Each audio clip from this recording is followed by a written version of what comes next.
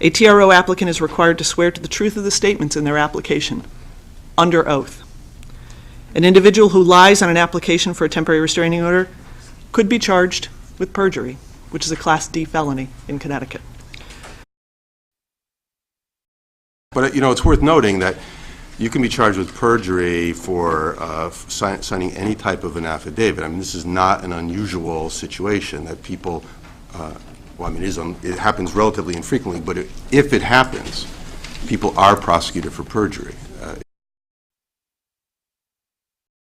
Read you the statute. It says, a person is guilty of perjury if, in any official proceeding, such person intentionally, under oath, or in an unsworn declaration under sections 1-60, well, these are all under oath, makes a false statement, swears, affirms, or testifies falsely to a material statement which such person does not believe to be true. So in other words, if you lie, if you're deliberately stating untrue facts to obtain the issuance of a restraining order, for example, or an arrest warrant or a search warrant for that matter, you're guilty of perjury.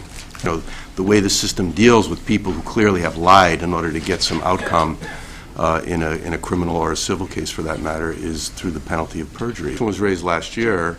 Well, correct. What's the penalty for making a false statement? And that's the answer. It's perjury.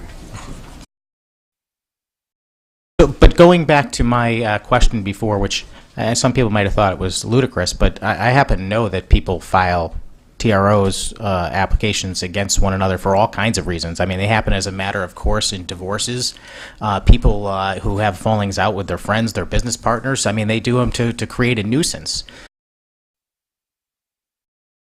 Given that example, what would stop me from filling out an affidavit? If I was so upset about this hearing today and everything you said here that I wanted to get you back in some way, and I made a claim. I wrote up an affidavit saying that you and I knew each other personally, and we've been, you know, we don't do it publicly, but, you know, we had a falling out, and I was very fearful for my life, and that went before a judge.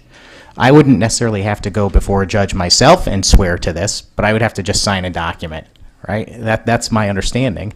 And a judge could, in effect, if this becomes law, essentially go and require you to give up your ability to defend yourself. Well, could that happen? If you did it's a yes or no thing. I mean, could it happen if this law was passed? No. If you did that in Hartford, and I was served with a restraining order that said you and I were in a relationship, I'd go right to the Hartford police or the Hartford State's attorney, and I'd ask to have you arrested for perjury.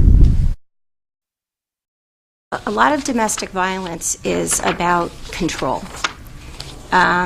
So we all think of, you know, maybe, you know, we think that, he hit her, maybe he hurt the children, which is, of course, a piece of domestic violence in some situations. But a lot of what domestic violence is about control.